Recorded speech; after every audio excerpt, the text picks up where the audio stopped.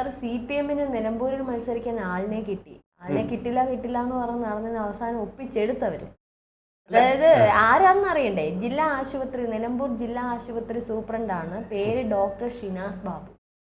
Doctor Shinas Babu നേരത്തെ ഇരുന്ന doctor ഷാനവാസിൻ്റെ സഹോദരൻ ഡോക്ടർ ഷാനവാസ്, രണ്ടുപേരും ആദിവാസി മേഖലയിൽ നല്ല സംഭാവനകൾ ചെയ്തിട്ടുള്ള പ്രവർത്തനങ്ങൾ കാഴ്ചവെച്ചിട്ടുള്ള ചെറുപ്പക്കാരായിട്ടുള്ള വ്യക്തികളൊക്കെ നടക്കുന്നേ ഉള്ളൂ. പക്ഷേ ഇത് തീരുമാനമായിട്ടില്ല. അത് പരിഗണനയിൽ ഇദ്ദേഹവും ഉണ്ട് എന്ന് മാത്രമാണ് പറയുന്നത്.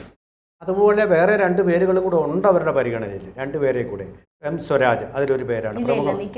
നിൽക്കില്ല എന്ന് അദ്ദേഹം പറഞ്ഞു, ഇപ്പോൾ ഒഴിഞ്ഞു മാറി. പക്ഷേ ഇനിയിപ്പോൾ സമസ്തയിൽ നിന്ന് ആരെങ്കിലും വെക്കാൻ വേണ്ടിയുള്ള ശ്രമം അവർ നടത്തുന്നുണ്ട്. സമസ്ത സ്പ്ലിൻഡർ ഗ്രൂപ്പാണ് അവർ പ്രതീക്ഷിക്കുന്നത്, സ്പ്ലിൻഡർ. പിന്നെ അതുകൂടാതെ പിന്നെ വെള്ളിയാഴ്ച മാത്രമാണ് ഇതിൻ്റെ പ്രഖ്യാപനം ഉണ്ടാവുക. അതതിൻ്റെ ഒരു കമ്മിറ്റി, സംസ്ഥാന കമ്മിറ്റിയൊക്കെ കൂടി, സംസ്ഥാന സെക്രട്ടേറിയറ്റും ഒക്കെ കൂടിയ തീരുമാനം വരികയുള്ളൂ. ഇതുപോലെ ഹൈക്കമാൻഡിന് പോകേണ്ട ആവശ്യമില്ല. ഇതേതാണെന്ന് വെച്ചാൽ കേന്ദ്രം അങ്ങ് പോളിറ്റ് ബ്യൂറോ അങ്ങ് അംഗീകരിക്കുകയുള്ളൂ. അതുകൊണ്ട് അത്ര വലിയ പ്രശ്നങ്ങളും തടസ്സങ്ങളും ഒന്നുമില്ല. മിക്കവാറും എനിക്ക് തോന്നുന്നു പിണറായി ആയിരിക്കും തീരുമാനിക്കുക ആര് വേണമെന്ന്. കാരണം പിണറായിയുടെ ഒരു വാശിയാണ് അൻവറിനെ ഒരു പാഠം പഠിപ്പിക്കണം. അവരുടെ ഏറ്റവും വലിയ പ്രധാനപ്പെട്ട ഉദ്ദേശം എന്ന് പറയുന്നത് അൻവറിനെ ഒരു പാഠം പഠിക്കണം. പക്ഷേ ഇപ്പം ഗോവിന്ദൻ പറയുന്നത് ഈ ചതിക്ക് ഒരു പാഠം കൊടുക്കുമെന്നാണ് പറഞ്ഞിരിക്കുന്നത്. ചതിക്ക് ഇപ്പം എനിക്ക് തോന്നുന്നു ആൾറെഡി കൊടുത്തു കഴിഞ്ഞു. കാരണം ഇപ്പം ഇന്നലെ ഇരുന്ന് പറയുന്നുണ്ട് എൻ്റെ കത്രിക പൂട്ടിട്ടിരിക്കുക. ഞാൻ ചെന്ന് മുട്ടുകാലിൽ ചെന്ന് പ്രാർത്ഥിച്ചിട്ട് അവർ പുറംകാലി കൊണ്ട് തൊഴിച്ചു. ഇതിൽ കൂടുതൽ ഈ ചതിക്കുള്ള ഉത്തരം എന്താ കിട്ടേണ്ടത്? ഇപ്പോൾ അൻവറിന് ആ ഒരു പരിതോസ്ഥയിലാക്കി കഴിഞ്ഞു. കോൺഗ്രസും PV അൻവറും എല്ലാം കൂടെ ചേർന്നുള്ള ഈ ഗലാട്ട നടന്നുകൊണ്ടിരിക്കുന്നത് അശ്ലീലമായിട്ട് അസംബന്ധ നാടകമെന്നാണ് KC ജോൺ പണ്ട് കേരളത്തിലെ രാഷ്ട്രീയത്തെ പറ്റി വിശ്വസിപ്പിച്ചത്. പക്ഷേ ഇപ്പോൾ അശ്ലീലമായിട്ട് മാറിയിരിക്കുക. എന്താ കാണുന്നത്? ഒരു തെരഞ്ഞെടുപ്പ് അടുത്ത് വരുന്നതിന് തൊട്ട് മുമ്പേ ഇങ്ങനെയൊക്കെ. ഞാൻ നേരത്തെ പറഞ്ഞതേ ഉള്ളൂ, കോൺഗ്രസ് ആർക്കെങ്കിലും അവിടെ തോൽപ്പിക്കാൻ പറ്റുമെങ്കിൽ ആര്യാടൻ മുഹമ്മദിൻ്റെ മണ്ണിൽ അത് കോൺഗ്രസ്സിന് തന്നെയാണ്. അത് സമർത്ഥമായിട്ട് അവർ സാധിച്ചിരിക്കുന്നു. ഇങ്ങനെ സമർത്ഥമായിട്ട് സ്വയം തോൽക്കാൻ പറ്റും എനിക്കറിയില്ല. അതിൻ്റെ തൊട്ടു തലേന്ന് കൊണ്ട് പഠിക്കൽ കൊണ്ടിട്ട് കുടമുടയ്ക്കുന്ന പോലെ സുധാകരനെ എടുത്തൊരു മാറ്റം. അതിന് പകരം ഇപ്പോൾ ഒരു KPCC പ്രസിഡന്റ് വന്നിട്ടുണ്ട്. ആരാ? നമ്മൾ നോക്കി കണ്ട് വിചാരിക്കണം. എന്തിനാ സണ്ണി ജോസഫ് ഇങ്ങനെ ഇരിക്കുന്ന ഈ ഒരു സ്ഥാനത്തിരിക്കുന്നത്? എന്ത് തീരുമാനമാവട്ടെ. ഇനി UDF-ന് വലിയൊരു കൊടികൊമ്പൻ ആളിനെ കൊണ്ടുവന്നിട്ടുണ്ട്. പിന്നെ അദ്ദേഹം MP ഒക്കെയാണ്, ആളിനെ കൊണ്ടുവന്നിട്ടുണ്ട്. ഒരനക്കവും അവിടെ നിന്നും കേൾക്കുന്നില്ല. ഇപ്പം അനക്കമെല്ലാം ഉണ്ടാക്കുന്ന ഇപ്പോൾ കാര്യത്തിൽ ഒരക്ഷരവും മിണ്ടാൻ ബാധ്യതയില്ലാത്ത ED സതീശനിൽ നിന്നാണ് ഇപ്പോൾ എല്ലാ സംസാരങ്ങളും വന്നുകൊണ്ടിരിക്കുന്നത്. അതിനെ എതിർക്കാൻ ഒരു കാര്യവുമില്ലാത്ത K. സുധാകരൻ അദ്ദേഹത്തിനെ മാറ്റി കഴിഞ്ഞു. ഇനി ഉണ്ടായിരുന്നൂടെ? KPCC പ്രസിഡന്റ് സ്ഥാനത്ത് നിന്ന് മാറ്റി ഇപ്പോൾ വർക്കിംഗ് കമ്മിറ്റിയിലുണ്ട്. വർക്കിംഗ് കമ്മിറ്റിയിലിരിക്കുന്ന ഒരാളാണ് ഇപ്പോൾ കുളമാക്കിക്കൊണ്ടിരിക്കുന്നത്. ഇപ്പോൾ ഇത് വരുമെന്ന് പ്രതീക്ഷിക്കണ്ടേ? K. സുധാകരനെ മാറ്റി അടങ്ങിയിരിക്കുമോ? കൊമ്പനാനയാണ്, കരിമ്പിൻകാട്ടിലെ കൊമ്പനാനയാണ് അദ്ദേഹം. അടങ്ങിയിരിക്കുമോ അദ്ദേഹം? ഇതൊക്കെ മുന്നേ കൂട്ടി കണ്ടുകൂടായിരുന്നോ നേതൃത്വമേ? എന്തൊരു പരിതോവസ്ഥ. ഇപ്പോൾ CPM ഇരുന്ന് കൈയടിക്കുകയും ചിരിക്കുകയാണ് ചെയ്യുന്നത്. എനിക്ക് നല്ലൊരു സ്ഥാനാർത്ഥി ജയിച്ചാൽ LDF-ന് ജയിക്കാം. കാരണം ഈ ഗലാട്ട കണ്ടുമെടുത്തു.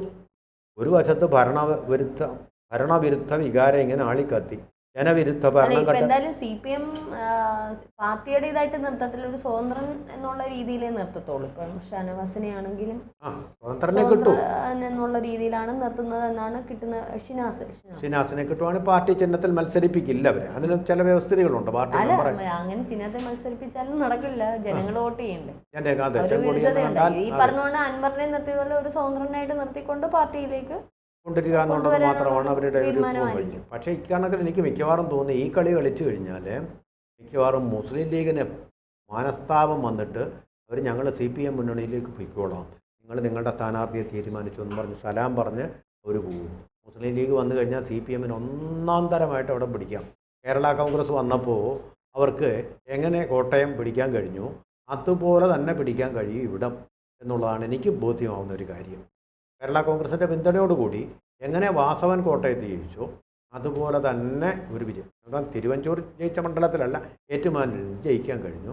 അതുപോലൊരു വിജയം കാഴ്ചവെക്കാൻ അവർക്ക് തീർച്ചയായിട്ടും, കോട്ടയം ജില്ലയിൽപ്പെട്ടാണല്ലോ ഏറ്റുമാനും, അതുകൊണ്ടാണ് ഞാൻ പറഞ്ഞത്. ഇനി അത് തെറ്റാണെന്ന് പറഞ്ഞ് ഇനി വ്യാഖ്യാനിച്ചില്ല. അപ്പോൾ അങ്ങനെ ഒരു വിജയം കൈവയ്ക്കാൻ അവർക്ക് തീർച്ചയായിട്ടും കഴിയും എന്നുള്ളതാണ്. മലപ്പുറത്തു നിന്നും അവർക്ക് സുന്ദരമായിട്ട് സീറ്റുകൾ നേടാൻ പറ്റും. അപ്പം മുസ്ലിം ലീഗിന് മനം മടുത്തു കാണും. ഇപ്പോൾ എന്തൊരു ബഹളമാണ്. തെരഞ്ഞെടുപ്പിൻ്റെ തൊട്ടു തലേന്ന് വരെ കിടന്ന അടിപിടി. നിങ്ങളൊന്ന് ഇത് സമാധാനമാക്കുക എന്ന് പറഞ്ഞതിനാണ് കെ സുധാകരനെ മാറ്റിയിട്ട് സണ്ണി ജോസഫിനെ കൊണ്ടുവച്ചത്. എന്നിട്ടും കുടുംബകലഹം അവസാനിക്കുന്നില്ലെന്ന് പറഞ്ഞ് എന്താ ഇത്?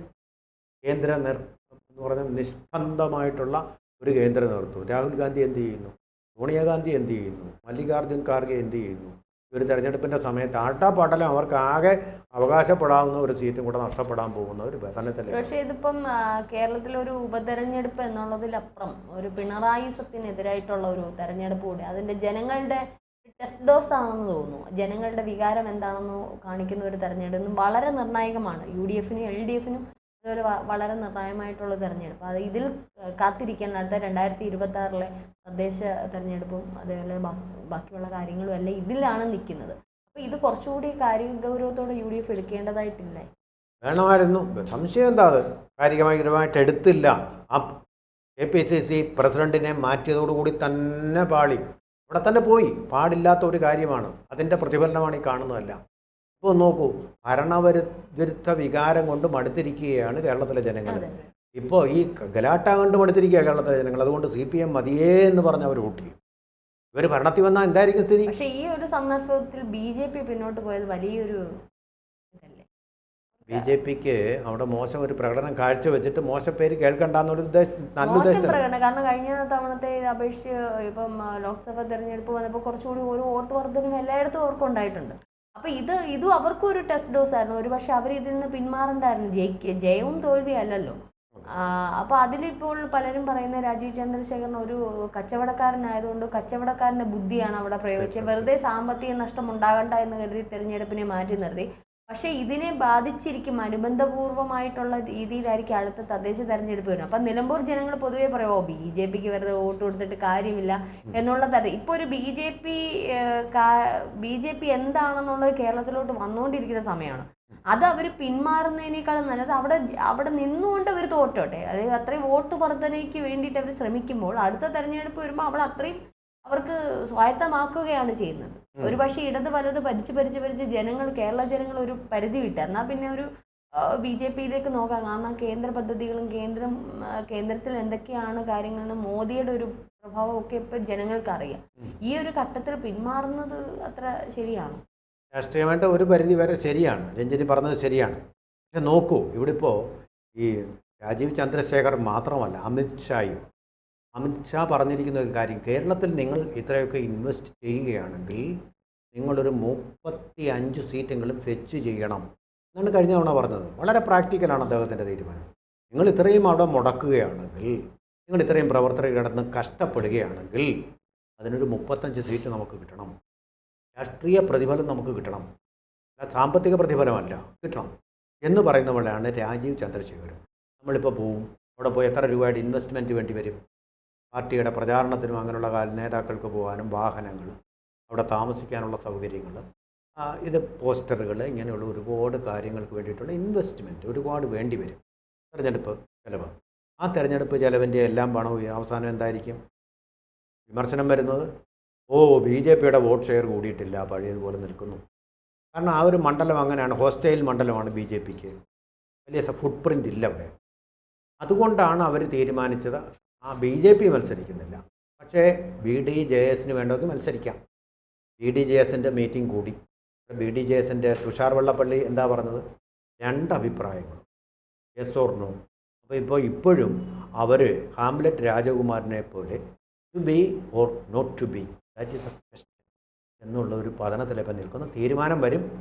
അത് പക്ഷേ യെസ് ഓർ നോ എന്നുള്ളത് അവർ തോൽക്കുമെന്നുള്ളത് അവർ അറിഞ്ഞുകൊണ്ട് തന്നെയാണ് മത്സരിക്കുന്നത്. തോൽക്കാൻ തന്നെയുള്ള ഒരു മത്സരം വേണം. കുറച്ച് മാറുമ്പോഴേക്കും അത് ഇടത് വലത് പാർട്ടികൾക്ക് കുറച്ചുകൂടി അവരുടെ പോര് കുറച്ചുകൂടി അവരുടെ അതെ, അത് വളരെ പ്രധാനപ്പെട്ട ഒരു പോയിന്റ് രഞ്ജിനി പറഞ്ഞാൽ, ഈ BJPയുടെ സാന്നിധ്യം UDFനെയോ LDFനെയോ തെറ്റായിട്ടോ ശരിയായിട്ടോ സ്വാധീനിക്കാൻ വലിയ സാധ്യതയുണ്ട്. ഒരാളുടെ ഗെയിം ചേഞ്ചറായിട്ട് അവർക്ക് അവിടെ വലിയൊരു പ്രധാനപ്പെട്ട പോയിൻ്റാണ് പറഞ്ഞത്. It is an I opener. കാരണം ഗെയിം ചേഞ്ചർ ആവാൻ അവർക്ക് പറ്റും. അതൊരു വിലപ്പെട്ട രാഷ്ട്രീയ സന്ദേശമായിരിക്കും.